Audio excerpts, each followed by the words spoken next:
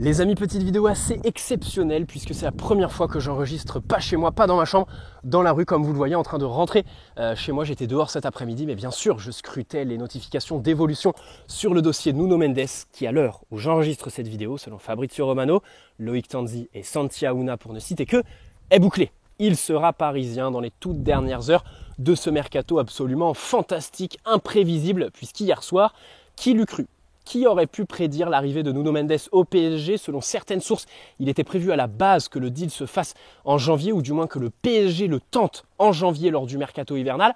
Et visiblement, on était un peu pressé du côté de la direction parisienne, puisque l'accord est bouclé avec le Sporting Portugal et le joueur, bien évidemment, qui est attendu à Paris. Les papiers vont être signés. Alors, c'est un montage qui est assez clair puisqu'il y a pas mal d'informations qui ont fuité. D'abord, c'est un prêt payant de 7 millions d'euros selon Fabrizio Romano, le très fiable, qui a d'ailleurs lâché son Here We Go, fameux Here We Go, là à l'instant, il y a 5 minutes.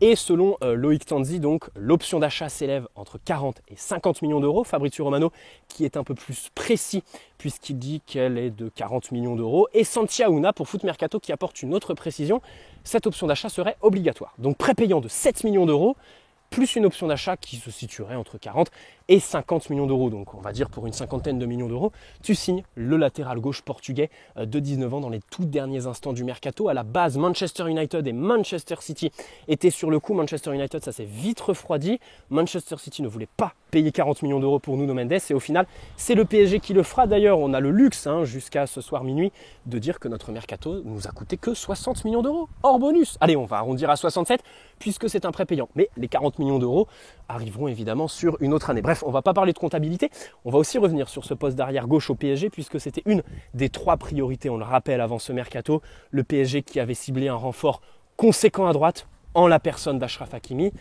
Un renfort à gauche, alors ici ça parlait plus d'une doublure, je pense que Nuno Mendes aujourd'hui va arriver avec ce statut, quoique on peut vite l'envisager en tant que titulaire indiscutable, puisqu'on va faire un petit état des lieux sur ce poste de latéral gauche qui n'est vraiment pas bien fourni. Et puis en troisième partie, le PSG qui avait ciblé un milieu, disons, créatif. Ça parlait d'un milieu créatif. On a recruté Wijnaldum, est-ce que c'est réellement un milieu créatif ? Ça, j'en suis moins sûr. Voilà, c'est la petite nuance qu'on peut poser sur le mercato parisien. Ce poste de latéral gauche, évidemment, qui est avec Juan Bernat, la grosse incertitude. Il revient des ligaments croisés. On va commencer par là, puisque en un an, il a quand même réussi un énorme braquage. Juan Bernat, on l'aime, il est très gentil. Niveau communication, c'était un super coup. D'ailleurs, lorsque Tourelle est arrivé, on l'a recruté au Bayern et tout ça. Bref, super coup. Il a été très bon en Ligue des Champions, il a marqué des buts, mais c'est pas ce qu'on demande à un latéral gauche. Il a eu d'abord aussi des carences défensives et surtout 12 mois de blessures. Les ligaments croisés, on sait tous que c'est la pire blessure qu'on puisse souhaiter à tout footballeur ou tout sportif professionnel tout simplement. Donc déjà s'il revient en septembre, c'est ce qui était annoncé, c'est ce qui serait quand même l'idéal et surtout quand même quelque chose de cool puisque même quand on jouait la Ligue des Champions, ça parlait d'un retour lors de la double confrontation contre Man City au printemps. Donc Juan Bernat, si on veut l'imaginer dans sa forme optimale, c'est pas avant 2022. Et le pire dans tout ça, c'est qu'il a vraiment réussi un énorme braquage prolongé avec un salaire de titulaire. Ça, c'est vraiment une des nuances que je poserais sur, pas le mercato du PSG, parce que ça touche pas le mercato estival, mais sur l'année 2021, on va dire, au niveau de la gestion des contrats du PSG, parce que vraiment, Juan Bernat, j'ai pas allumé la caméra pour lui tomber dessus. D'ailleurs, c'est tout à son honneur. Bravo à lui. S'il est passé à 8 millions par an, je crois, tout en étant blessé avec les ligaments croisés et toutes les zones d'incertitude que cela entraîne. De l'autre côté, on a Abdou Diallo qui fait pas forcément un début de saison comme on l'aurait voulu. Alors, il joue à gauche évidemment. Il a quelques références. Le match contre Manchester United à Old Trafford, le match retour contre le Barça, on s'en souvient, au Parc des Princes, il est rentré à la mi-temps et il avait fait 45 très bonnes minutes du très haut niveau. Mais il y a quand même d'autres matchs où il est quand même un petit peu moins en vue à ce poste de latéral gauche. Tu sens qu'il n'est pas vraiment à l'aise. De l'autre côté, dans l'axe, de toute façon, on a recruté Sergio Ramos. Et Thilo Kehrer est en train de réaliser un assez bon début de saison et surtout ne partira pas. Ça pourrait être la saison de la rédemption pour lui. Donc la place pour Abdou Diallo serait plus sur le côté gauche. Et puis Layvin Kurzawa qui était en instance de départ pendant tout l'été, Galatasaray, même Lyon à un moment donné. Au final, le joueur est resté. Je pense que s'il est resté, il y est pour beaucoup quand même dans ce fait. Je pense que jusqu'au bout, il a pensé qu'on ne recruterait pas et que du coup, à raison, il aurait eu sa place dans la rotation parce que la réalité, c'est que cet été, on a vendu Mitchell Baker, d'ailleurs c'est la seule vente qu'on a fait. On va avoir plus d'argent, des pourcentages à la revente que Antero Henrique a placé il y a 3-4 ans que des ventes de Leonardo. Ça, voilà, c'est quelque chose qui est un peu à part. Mais voilà, Layvin Kurzawa, de toute façon, il en était certain. Il allait avoir son temps de jeu. Maurizio Pochettino se serait retrouvé obligé un petit peu dans un cul-de-sac. Et Nuno Mendes qui arrive dans cette, on va dire, Dream Team du PSG, ce mercato absolument fantastique. Puisque là, qu'est-ce qu'on peut redire sur ce mercato? Les ventes? Ok, les ventes.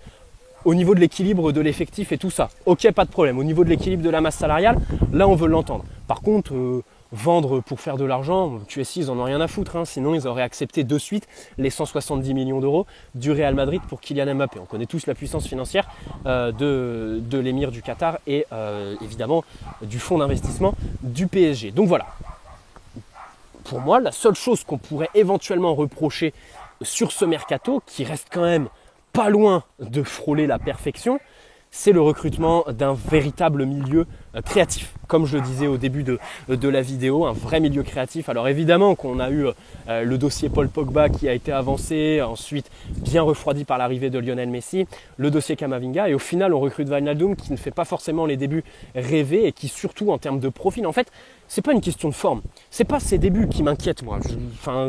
Ça se comprend parfaitement, tout joueur a besoin d'un temps d'adaptation, alors que ce soit au niveau tactique, parce que là on peut se rendre compte qu'avec Pochettino il y a quelques petits ajustements à faire, il lui donne des rôles, des consignes qui a l'air quand même pas très très claires. Le joueur peut-être que physiquement il est un peu émoussé, il a beaucoup joué la saison dernière, il est sorti d'un Euro avec les Pays-Bas et il a enchaîné au PSG après 3 semaines de vacances. Donc là-dessus pas de problème, peut-être aussi qu'il faut le temps de prendre, je sais pas, ses aises techniquement avec ses coéquipiers. Mais au niveau du profil, je me demande si c'est pas le profil pas forcément idéal, on va dire, pour le PSG cet été, un vrai milieu créatif. Voilà. Et concernant Nuno Mendes, alors j'ai de la chance parce qu'il y a 15 jours, j'avais préparé une vidéo sur lui. Rappelez-vous, il y avait les rumeurs qui tournaient. Du coup, je vais reprendre mon ancien brouillon concernant les informations et tout ça. La réalité, c'est qu'aujourd'hui, il y a beaucoup de fans parisiens qui s'inventent des avis et tout ça. On va pas, la Liga NOS, qui la regarde? Personnellement, j'ai dû voir 2 ou 3 matchs du Sporting cette année, c'est tout. Mais j'en ai regardé un pour préparer ma vidéo il y a 15 jours. Et puis évidemment, tout ce qui est rapport de scout et tout ça, c'est toujours en anglais, mais c'est très intéressant. Ça permet de bien cerner le joueur. Nuno Mendes a des axes de progression. Nuno Mendes a certes une bonne saison dans ses pattes, mais il y a quand même pas mal d'espoir. Alors après, c'est vrai qu'on peut revenir sur le prix. Est-ce qu'on peut parler de panic buy?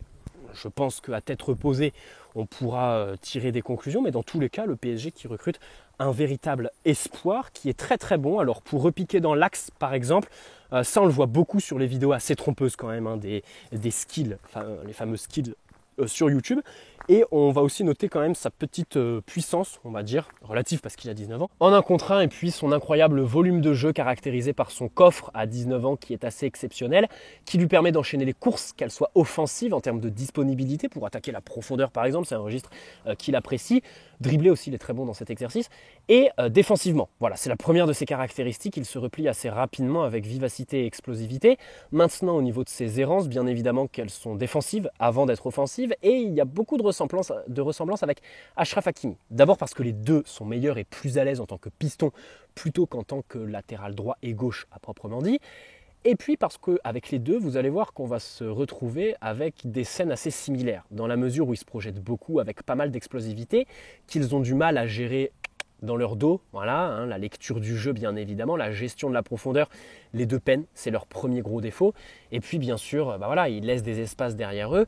Donc avec Achraf Hakimi et Nuno Mendes, on va avoir les mêmes axes de progression, même s'ils n'ont pas le même âge et surtout pas le même statut. Attention, n'attendez pas de Nuno Mendes ce qu'on attend aujourd'hui et ce qu'on a aujourd'hui surtout avec Achraf Hakimi, qui est absolument exceptionnel bien sûr. Voilà, je pense avoir fait un petit peu le tour de son profil très brièvement parce que je vais développer dans une autre vidéo.